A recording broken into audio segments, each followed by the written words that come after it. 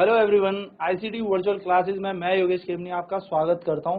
तो acceleration due to gravity पर चर्चा पूरी डीप हो चुकी है, यानी कि गुरुत्वाकर्षण त्वरण पर हमने बहुत अच्छे से गहन डीप नॉलेज हमने इस पे ले ली है, सारे तरीके के क्वेश्चन इस पे कर लिए हैं।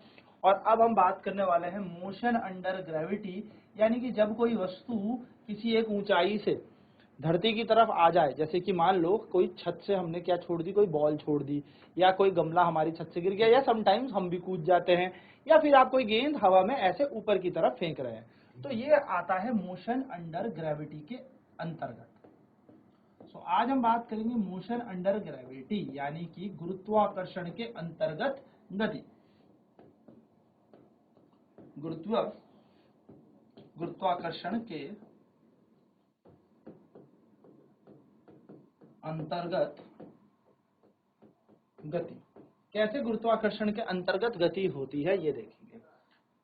सो बेसिकली जो मोशन अंडर ग्रेविटी है वो दो तरीके से तोड़ा गया है, पर आप ध्यान में याद रखिएगा, जब हम हाइट की बात करेंगे यानी कि ऊंचाई की हम बात करने लगे, यानी कि when we tell और when we discuss about height, जब हम ऊंचाई पर बात करते हैं या ऊंचाई की बात करते हैं, ऊंचाई पर नहीं होगा, ऊंचाई की बात करते हैं, ठीक है, किसी पृथ्वी की सतह से जैसे ऊपर आसमान की तरफ आप इसको जनरली कंसिडर करके चलिएगा। तो जब हम डिस्कस करेंगे हाइट की, तो यहाँ पर जो डिस्प्लेसमेंट का काम करता है, डिस्प्लेसमेंट है ना, अगर आपको कोई वस्तु कहाँ भेजनी है, जमीन से आसमान यानी कि ऊपर की तरफ, तो यहाँ पर विस्थापन जो होता है ये आपकी एक्चुअल हाइट हो जाती है, यानी कि डिस्प्लेसमेंट की जगह आप h लिखेंगे, हाइट लिखेंगे। सिमिलरली अगर मैं बात करूं एक्सेलरेशन की, यानी कि अगर मैं त्वरण की बात करूं, तो ऊंचाई पर त्वरण हमने बहुत अच्छे से पढ़ा है। एक्सेलरेशन क्या करता है, किसी वस्तु की स्पीड को बढ़ा देता है या घटा देता है ना। त्वरण क्या करता है, किसी चीज की स्पीड को बढ़ा देगा या घटा देगा। डिसलरेशन या रिटार्डेशन हम कहते हैं, जो स्पीड घटाता है उसको। तो एक्सेलरेशन क्या हो जाएगा यहाँ पर, तो यहाँ पर बॉडी जब आप फेंकोगे तो अपने आप से तो बीच में एक्सेलरेट होगी नहीं, लेकिन पृथ्वी क्योंकि इस पे क्या लगाएगी, बल लगाएगी, तो यहाँ पर जो एक्सेलरेशन का काम कर रहा है वो करता है ग्रेविटी, यानी कि जी, जिसको हम तभी एक्सेलरेशन ड्यू टू ग्रेविटी कहते हैं।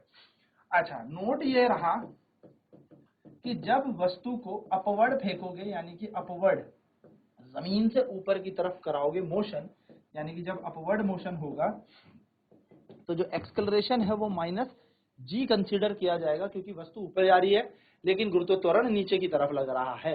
यानी कि जब ऊपर की ओर, सतह से ऊपर की ओर गति होगी, सतह से ऊपर की ओर गति होगी, तो ये माइनस जी कहलाएगा। और डाउनवर्ड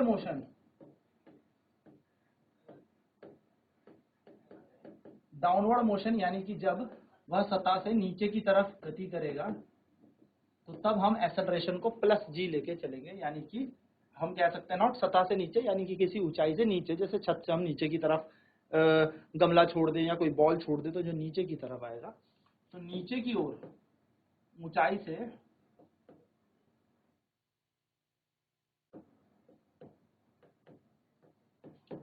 से नीचे की ओर गति, यानी कि धरती की तरफ, है ना, पृथ्वी की सतह की तरफ। किसी टावर से आपने कोई बॉल छोड़ी, किसी टावर से आपने कोई बॉडी ड्रॉप की पृथ्वी की सतह की ओर,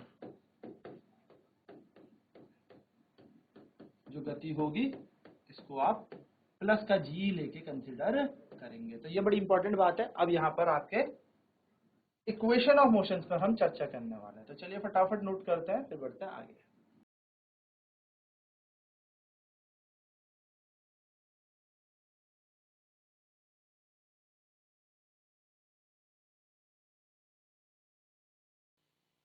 वैसे अगर हम डाउनवर्ड मोशन करेंगे यानी कि नीचे की तरफ, तो a इजिकल टू जी आ जाएगा, यानी कि यहाँ पर ऊंचाई से नीचे की ओर गति करेगा, जब पृथ्वी की सतह की ओर गति करेगी कोई वस्तु, तो यहाँ पर त्वरण का काम कौन करेगा, प्लस का जी। ये ध्यान रखना है, प्लस और माइनस का जरूर ध्यान रखना है, ठीक है।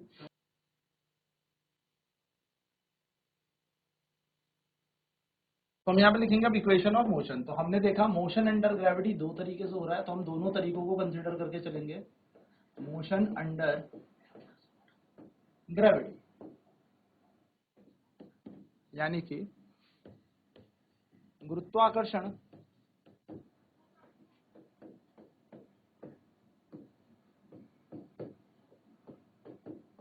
के अंतर्गत गति हमने देखी दो तरीके से। एक हो गई हमारी अपवर्ड मोशन, यानी कि जब वस्तु सरफेस ऑफ द अर्थ से ऊपर जाएगी, यानी कि जब पृथ्वी की सतह से वस्तु ऊपर आसमान की तरफ जाएगी, ऐसा आप समझ लीजिएगा। और एक होगा जब किसी एक टावर से वस्तु नीचे की तरफ आएगी, यानी कि डाउनवर्ड मोशन।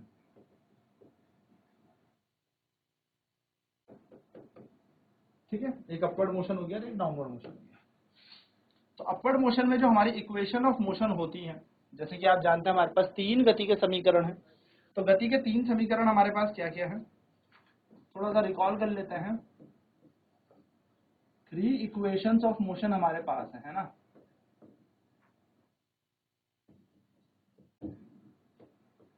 यानी कि गति के तीन समीकरण हमारे पास हैं।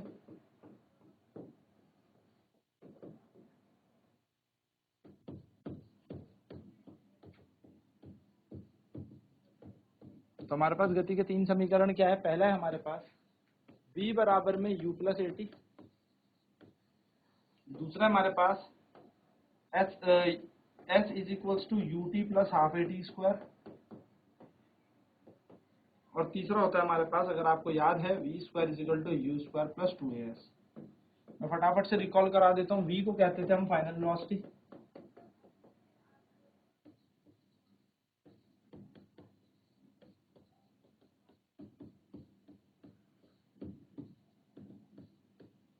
अंतिम वेग। u होता है हमारा इनिशियल वेलोसिटी,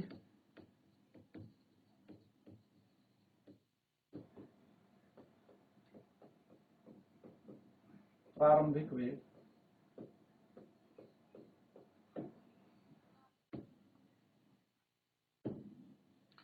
s होता है हमारा डिस्प्लेसमेंट,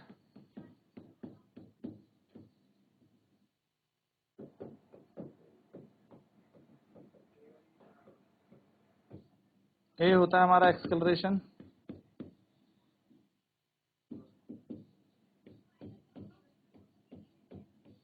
t होता है हमारा टाइम,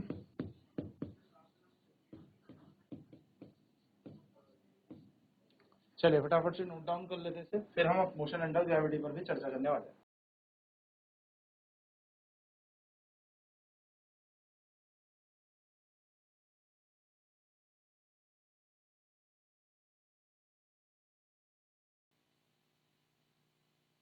तो अब इसी तरीके से हमारे पास क्या हो जाएगा, मोशन अंडर ग्रेविटी दो तरीके से होता है, एक अपवर्ड मोशन, एक डाउनवर्ड मोशन। तो हमें पता है यहाँ पर ऊपर जाते वक्त एक्सेलरेशन बन जाता है माइनस जी, और डिस्प्लेसमेंट का काम करता है एच। तो हमें यही चीजें रिप्लेस कर देनी है, यानी कि इनको ही बदल देना है। तो पहला समीकरण जो अब यहाँ पर गति का हो जाएगा ऊपर जाते वक्त, यानी कि अपवर्ड मोशन, वो हो जाएगा v is equal to u plus a t की जगह आ जाएगा u प्लस, अब a की जगह आएगा माइनस जी और t, तो v बन जाएगा v बराबर u माइनस जी टी। तो ये हमारा पहला समीकरण यहाँ पर अपवर्ड मोशन के लिए बन गया। फिर बात करें अगर हम दूसरे के लिए, तो दूसरे के लिए भी फिर हमें पता है s बराबर you t plus half a t square होता है ना। हमें s की जगह क्या लिख देना है, h बराबर a की जगह क्या लिख देना है, माइनस का g, और यहाँ आ जाएगा t का स्क्वायर। तो h बराबर बन जाएगा यू टी माइनस हाफ, क्योंकि plus minus minus g T का स्क्वायर। ये बन गया हमारा दूसरा समीकरण। और तीसरा समीकरण हमारा क्या होता है, v square is equal to u square plus 2as। तो v square as it is रख दो, यू स्क्वायर को एज इट इज रख दो, प्लस की जगह प्लस 2 और a की जगह रख दो माइनस जी, और s की जगह h। तो इक्वेशन बन जाएगी v square is equal to u square minus 2gh, यानी कि ये हमारी तीन समीकरण यहाँ पर बन गए। ये हमारा आ गए अपवर्ड मोशन में। वैसे ही अगर हम डाउनवर्ड मोशन में बात करेंगे, यानी कि नीचे की ओर गति पे बात करेंगे, तो a का मान कितना हो जाएगा, g बराबर, है ना, और s का मान हो जाएगा h बराबर। बस सिंपल है। तो क्या बन जाएगा, v is equal to u plus g t. Simple, a की जगह g रख दो, दूसरा समीकरण क्या बन जाएगा, दूसरा समीकरण बन जाएगा h बराबर ut प्लस हाफ gt का स्क्वायर, सिंपल। तो ये हमारा दूसरा समीकरण बन गया। और तीसरा समीकरण हमारा क्या बन जाएगा, v square is equal to u square plus 2gh। तो ये 3 हमारे डाउनवर्ड के हो गए और ये 3 हमारे अपवर्ड के हो गए, यानी कि कुछ हो गए सतह से ऊपर जाने की समीकरण और कुछ हो गए धरती की ओर, यानी कि जब डाउनवर्ड मोशन आप कर रहे होंगे पृथ्वी की सतह की तरफ, तब। जल्दी से नोट डाउन करते हैं।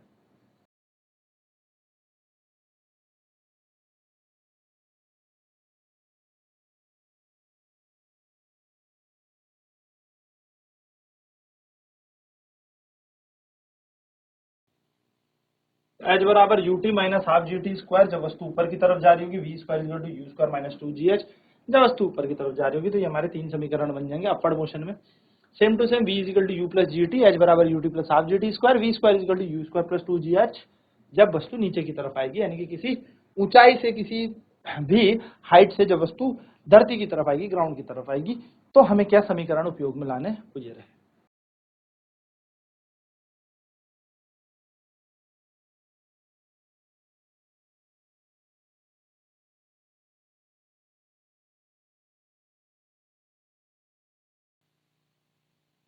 चलिए इस पे एक क्वेश्चन करते हैं।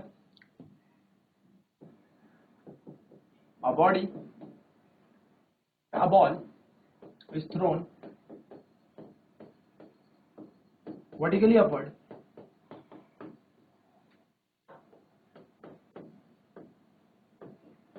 with speed of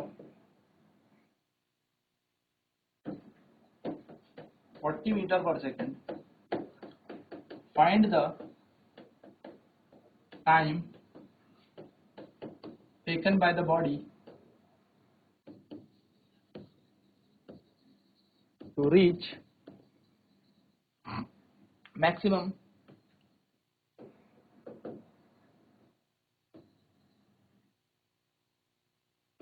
height। एक वस्तु को 40 मीटर पर सेकंड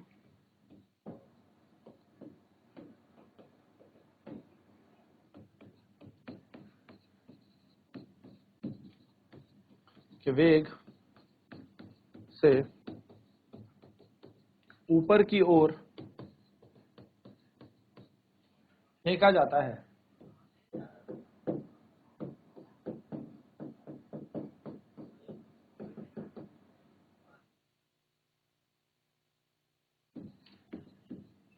इस वस्तु द्वारा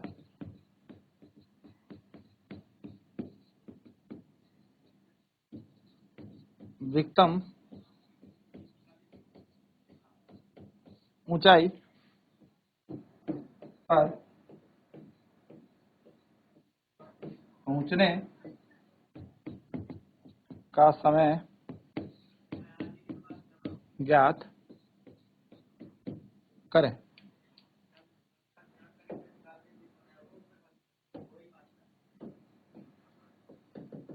मान लीजिए यहां से बॉल फेंकी, इस ए पॉइंट से बॉल फेंकी,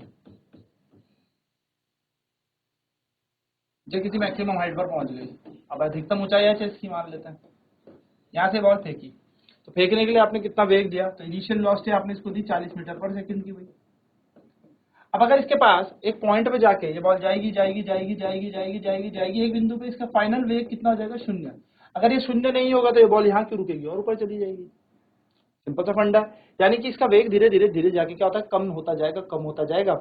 और इसका एक कॉन्सेप्ट हमने समझा भी था, क्योंकि यहाँ पर ग्रेविटी यानी कि एक्सेलरेशन वेलोसिटी के अपोजिट लग रहा है, यानी कि विपरीत लग रहा है यहाँ पर त्वरण वेग के। और जब वेग और त्वरण एक दूसरे के विपरीत होते हैं तो डिसलरेशन हम उसे कहते हैं, मंदन हम उसे कहते हैं। और एक बिंदु पर जाके, यानी कि यहाँ पर मान लीजिए बी बिंदु पर पहुंच के इसका फाइनल वेग 0 हो जाएगा, क्योंकि मंदन हो रहा है ना। ग्रेविटी नीचे खींच रही है और बॉल ऊपर चल रही है, मोशन ऊपर हो रहा है। हमने कहा यहां से यहां पहुंचने में इसको t समय लगता है,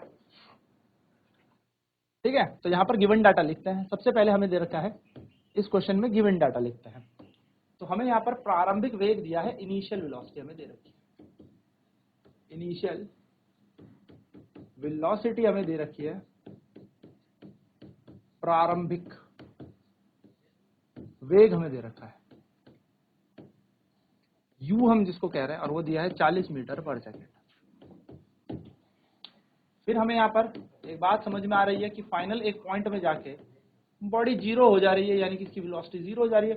तो फाइनल वेलोसिटी यानी कि इसका अंतिम वेग जिसको हम v कहते हैं, वो कहीं पे बीच में जीरो, कहीं पर पहुंच के हाइट पे पहुंच के जीरो हो जा रहा है। एक्सेलरेशन ड्यू टू ग्रेविटी कितना है?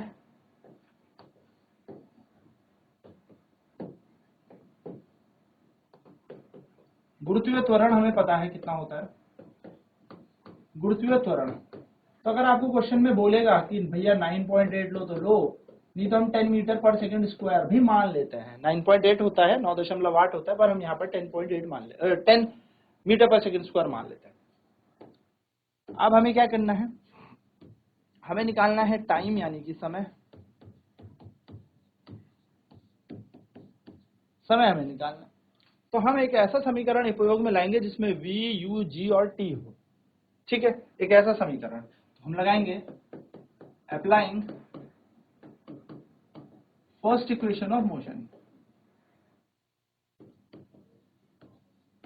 अब जरा बात मेरी ध्यान से समझिएगा, यानी कि गति का पहला समीकरण हम लगाते हैं।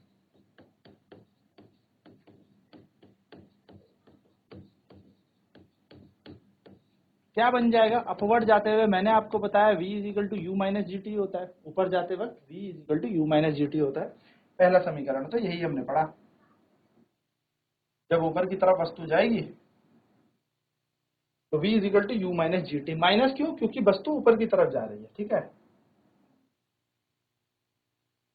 ठीक। तो ग्रेविटी नीचे लग रही होगी, वस्तु ऊपर की तरफ जा रही है, मोशन इसका ऊपर की तरफ हो रहा होगा। जी का मान मैंने नेगेटिव यहां पर नहीं लिया क्योंकि मैं डायरेक्ट फॉर्मूला वहां पर लगा ही रहा हूं।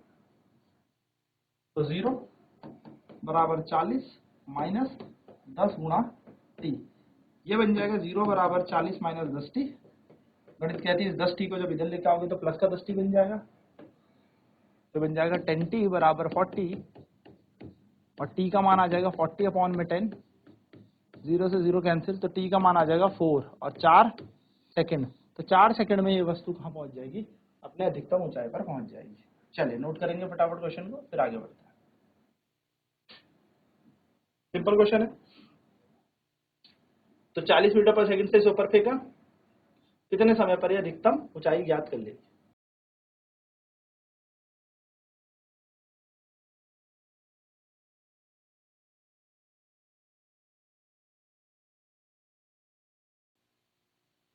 तो हमने पहला समीकरण लगाया v is equal to u minus g t, जिससे समय हमारा निकल गया है 4 सेकंड। तो 4 सेकंड में वस्तु जब 40 मीटर पर सेकंड से फेंकोगे तो 4 सेकंड बाद अपने अधिकतम ऊंचाई ले लेगी। तो ऐसे ही क्वेश्चन अब हम और आगे करेंगे नेक्स्ट क्लास में, जिसमें हम ये सारे समीकरण उपयोग करके किस किस तरीके के क्वेश्चन बनते हैं उन्हें सॉल्व करेंगे। तो आज की क्लास में इतना ही। आईसीटी वर्चुअल क्लासेज में जुड़ने के लिए धन्यवाद। आपका दिन शुभ हो।